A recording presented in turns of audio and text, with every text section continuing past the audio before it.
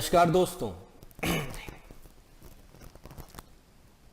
आइए दोस्तों, आज के इस वीडियो में हम समझते हैं कि न्यू एजुकेशन पॉलिसी या फिर नेशनल एजुकेशन पॉलिसी जो कि 2020 में गवर्नमेंट ऑफ इंडिया ने रिलीज करी, उसके बाद हमारी कंट्री में हायर एजुकेशन को लेके जो रेगुलेटरी सिस्टम है वो किस तरीके से बदलने वाला है।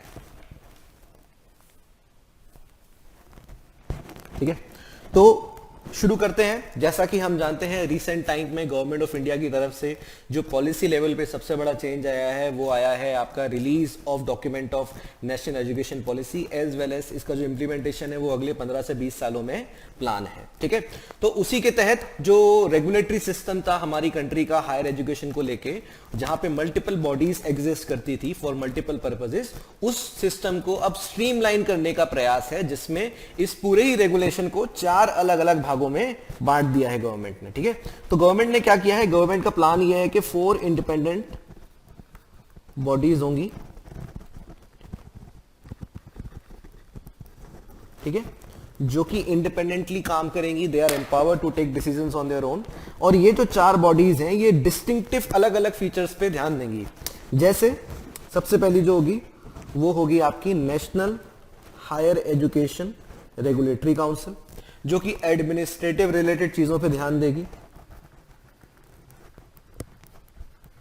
ठीक है, दूसरी होगी आपकी नेशनल एक्रीडिशन काउंसिल, जो कि एक्रीडिशंस के मैटर्स पे काम करेगी।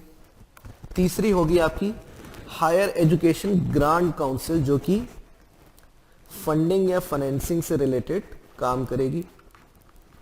ठीक है, और चौथी होगी आपकी जनरल एजुकेशन काउंसिल, जिसका काम होगा हमारी कंट्री के एकेडमिक स्टैंडर्ड्स को सेट करना।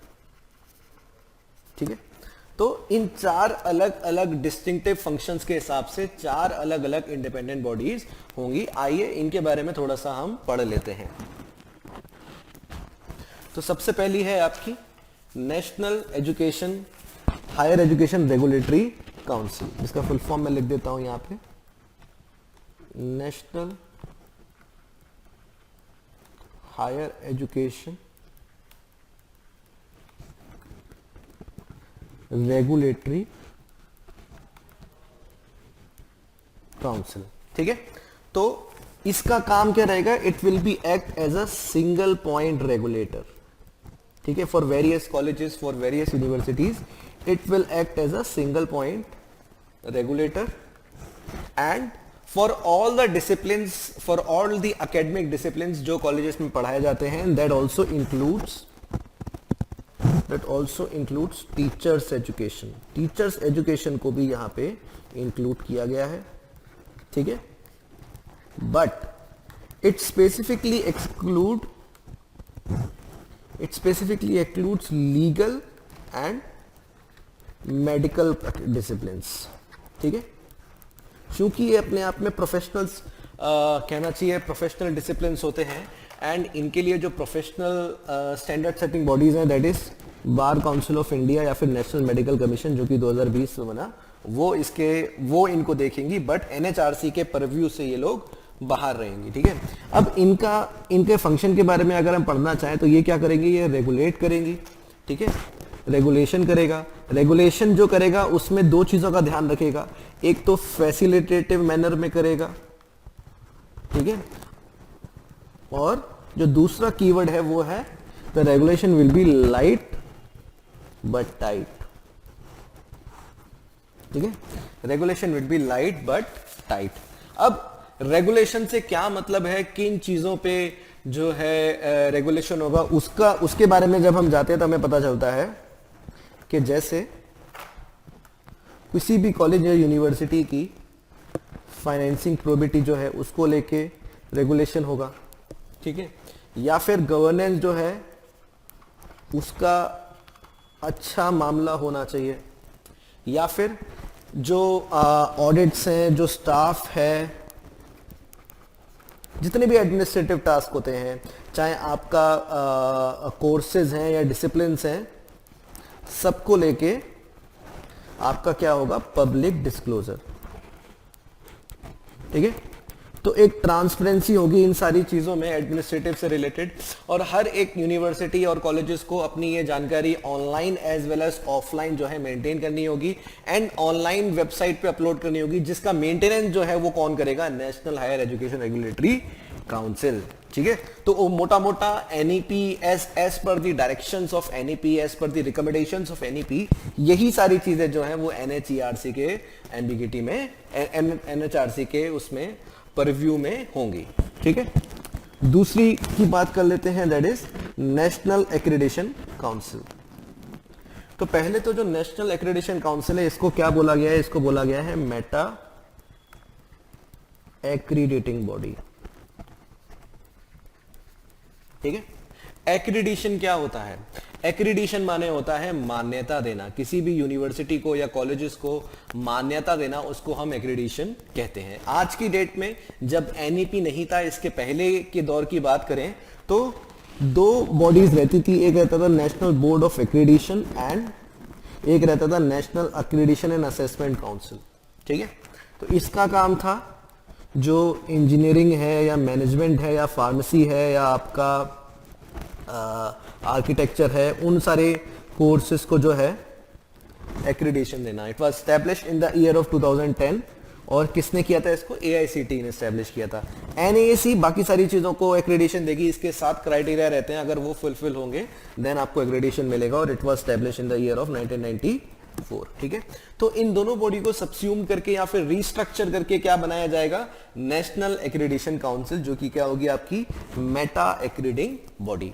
तो देखिए, जैसे हम एनएसी के बारे में जानते हैं कि देयर आर डिफरेंट कैटेगरीज, जो 7 कैटेगरीज हैं, इन 7 कैटेगरीज के हिसाब से जो पॉइंट्स हैं वो आपको मिलते हैं, and then finally particular university become something. ठीक है, ठीक उसी प्रकार से यहाँ पे जो हायर एजुकेशन इंस्टीट्यूशंस होंगे, they have to achieve certain levels, they have to achieve certain levels. ठीक है, जो कि क्वालिटी से रिलेटेड होंगे, गवर्नेंस से रिलेटेड होंगे, और ऑटोनॉमी से रिलेटेड होंगे। ठीक है, इन सारे चीजों में उनको एक सर्टेन लेवल अचीव करना पड़ेगा, और उसके हिसाब से जो है इनकी रेटिंग होगी। इसके अलावा हर as per the recommendations of NEP, इन कॉलेजेस को, इन यूनिवर्सिटीज को अपने लिए एक इंस्टीट्यूशनल डेवलपमेंट प्लान तैयार करना होगा।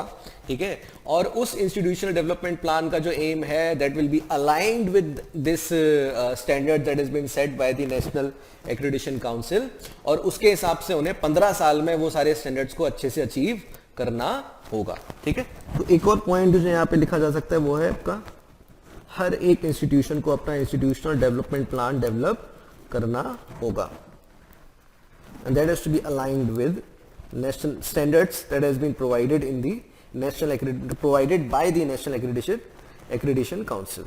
ठीक है, तो ये हो गया आपका दूसरा बॉडी। तीसरा है आपका हायर एजुकेशन जनरल काउंसिल। ठीक है, this will be a third vertical, और सबसे पहले हम इसका फुल फॉर्म ही लिख लेते हैं।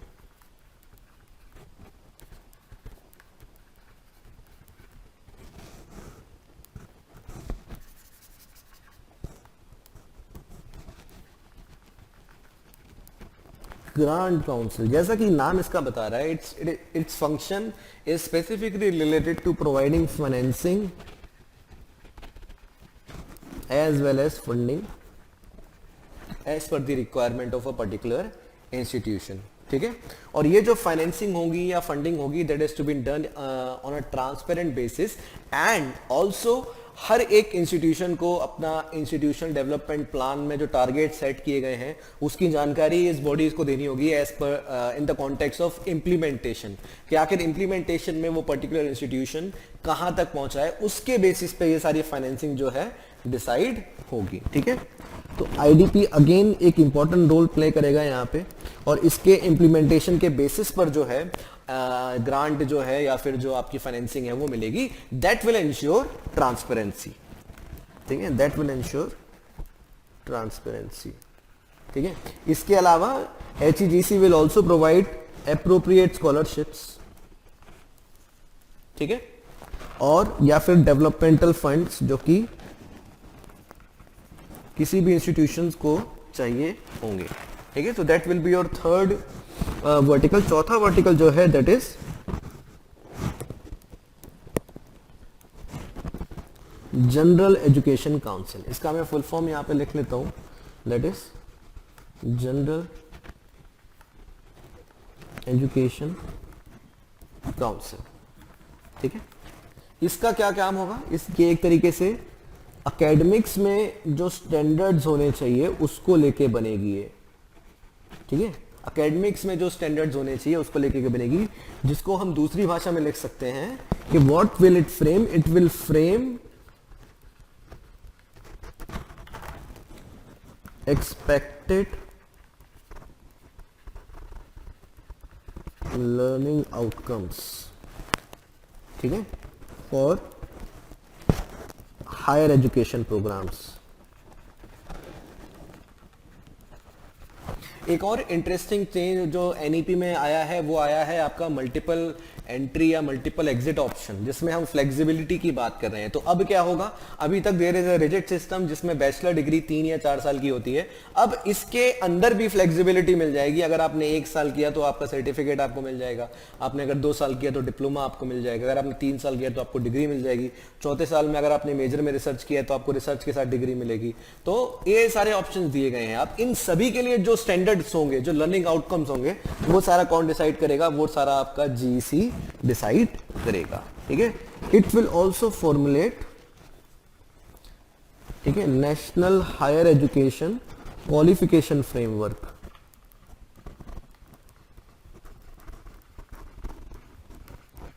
ठीक है। National higher education qualification framework भी ये फॉर्मुलेट करेगा, and that is to be integrate with और rather sync with national skill qualification framework, जो कि सरकार ने 2013 के अराउंड रिलीज किया था। यानी कि इसका मतलब क्या होगा, it will act as a bridge between vocational education as well as the formal education, ठीक है। तो इस तरीके से ये सारा काम होगा। एक और चीज है कि क्या है, हमारी कंट्री में कई सारी ऐसी बॉडीज हैं जो कि प्रोफेशनल एजुकेशन को केटर करती है, जिसको हम प्रोफेशनल स्टैंडर्ड सेटिंग बॉडी के नाम से अब से जानेंगे, ठीक है। प्रोफेशनल स्टैंडर्ड सेटिंग के बॉडीज के नाम से जानेंगे।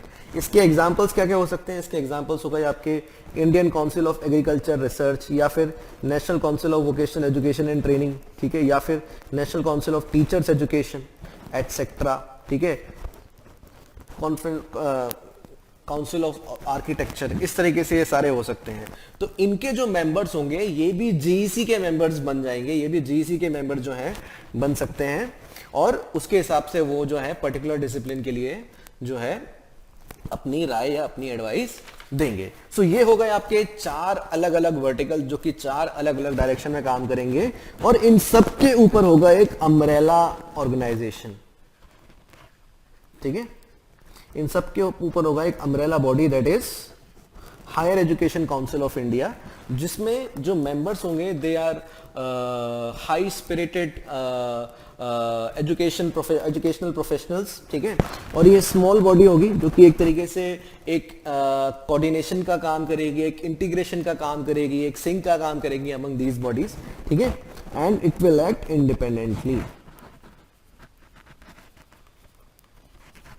ठीक है। तो आज हमने क्या देखा, हमने ये 4 बॉडीज के बारे में, इनके फंक्शंस के बारे में डिस्टिंक्टिवली समझा, और हमने एक अम्ब्रेला बॉडी का भी यहां पे जिक्र किया। आई होप इसके बाद आपको जो रेगुलेटरी चेंज हमारी कंट्री में आने वाला है उसका जो बेसिक फाउंडेशन एनईपी ने जो दिया है वो समझ में आ गया होगा। एंड हमारे साथ तैयारी करने के लिए कैसे हम पेपर 1 की तैयारी आप लोगों को कराते हैं, इसके लिए बहुत आसान है, हमारी टीम से कांटेक्ट करिए एंड हमारी टीम के साथ आप 1 दिन का फ्री ट्रायल लीजिए, and you will be able to know कि कैसे आप हमारे साथ एक अच्छा स्कोर पेपर 1 में लेके आएंगे। All the best.